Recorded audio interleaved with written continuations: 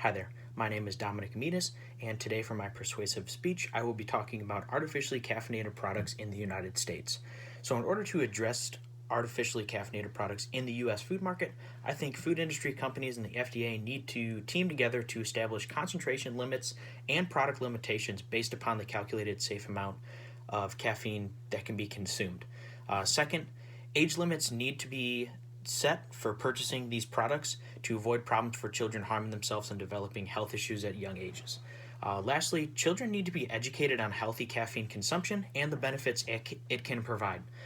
So, first off, let's talk about the dangers of caffeine addiction because it should be heavily considered since caffeine is compared to other highly addictive stimulant drugs. So, first off, caffeine affects the central nervous system, which consists of the brain and the spinal cord.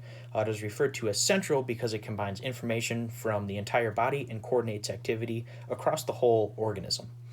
Caffeine is classified as a psychostimulant. So, according to Meredith Watkins, a psychostimulant acts to speed up the central nervous system, which are such as things as increasing heart rate, blood pressure, increasing your energy level, and your attention. So, two other psychostimulants that caffeine can be compared to are cocaine and amphetamine. So, right there, just the comparison to those two other psychostimulant drugs, it puts into perspective how addictive caffeine can really be. So, moving to my first persuasion here is the FDA needs to establish stricter regulations on caffeinated products and limit what products become available to the consumers in order to protect against the overuse of caffeine. So, according to an article written by Ann Petrangelo and Kristen Cherney, Mayo Clinic found that healthy adults can safely consume up to 400 milligrams of caffeine per day. Just an average energy drink such as Monster has nearly half of that in just one can. Current FDA regulations only hold concentration requirements on sodas and over-the-counter drugs. So, contrary to soda, foods with added caffeine, so things like gum and even potato chips, have no limits of caffeine concentration. But hopefully that's soon to change because in 2013, soon after Wrigley released their Alert Energy caffeine gum, the FDA announced that it would investigate the safety of caffeine in foods. So the FDA should create a universal concentration limit for all products containing caffeine, and this should be relative to the concentration allowed for sodas, which is around 0.02% per ounce. Second, let's talk about how the FDA, or I believe the FDA needs to establish age limits for buying caffeinated products. So, children are at an immense risk of being affected by caffeine. Major risks are posed more to children with attention deficit disorder, which is ADHD, eating disorders, cardiac conditions, and juvenile diabetes. So, a limited number of studies exist regarding the effects on growing children, but a 2014 study published in Pediatrics looked at the effects of caffeine intake on boys and girls aged 8 to 9, and then age 15 to 17, and all children in the study experienced changes in blood pressure, so caffeine increased it, and heart rates, caffeine slowed it down. So caffeine can produce side effects such as jitteriness, nervousness, upset stomach, sleeping issues, and concentrating issues. Major health organizations suggest that children under the age of 12 should not consume any caffeinated products. So this being said, you should be at least 16 in order to purchase a caffeinated product. At 16, most teenagers have their driver's license, so that will be a requirement to present when purchasing a caffeinated product. Lastly, children need improved education and exposure to the benefits and effects of caffeine. So currently, health classes in both middle school and high school should cover, or they typically cover a numerous amount of topics, and one of them specifically is healthy dietary choices. So with the amount of exposure and advertising children experience with caffeine, there needs to be an additional section added to health curriculum across the United States, strictly devoted to benefits and effects of caffeine. Within the curriculum, students will first be educated on the safe and recommended amount of caffeine daily. So use of caffeine moderate doses, so around 200 milligrams, creates positive effects.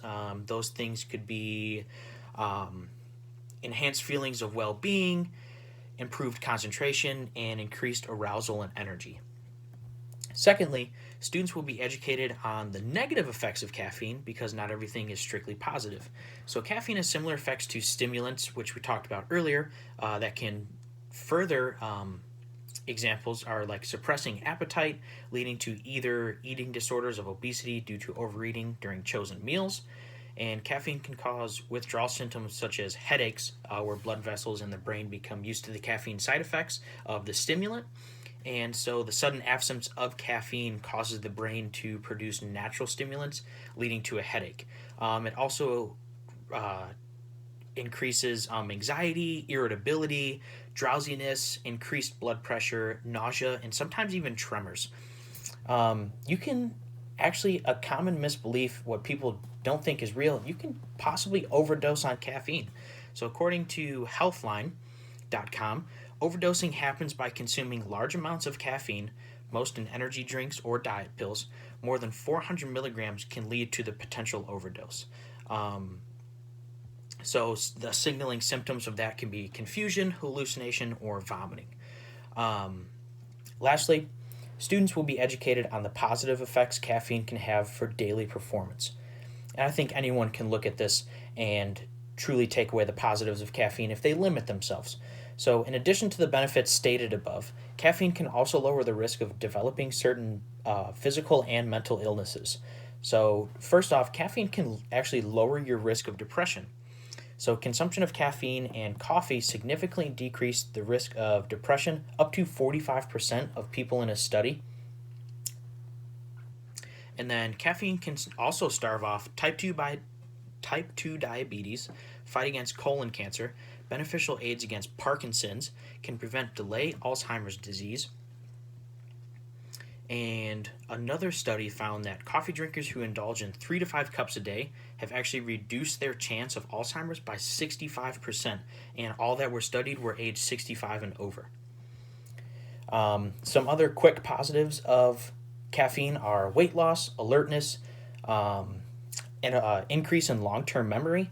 It also enhances physical performance by easing the pain and fatigue of a workout. And lastly, caffeine can help premature babies, and it is used quite often when premature babies are taken to the intensive care unit, and it's actually administered to them to increase their heart rate and their breathing, so it kind of tricks their hearts and their lungs into working faster and without any help. So to recap everything, so when we're addressing artificially caffeinated products in the United States, I think that food industry companies and the FDA need to establish concentration limits and product limitations based on the calculated safe amount of caffeine consumption, which is around 400 milligrams a day. Second, age limits need to be placed on on purchasing these products. So children from the ages 0 to 16 should not be able to purchase it.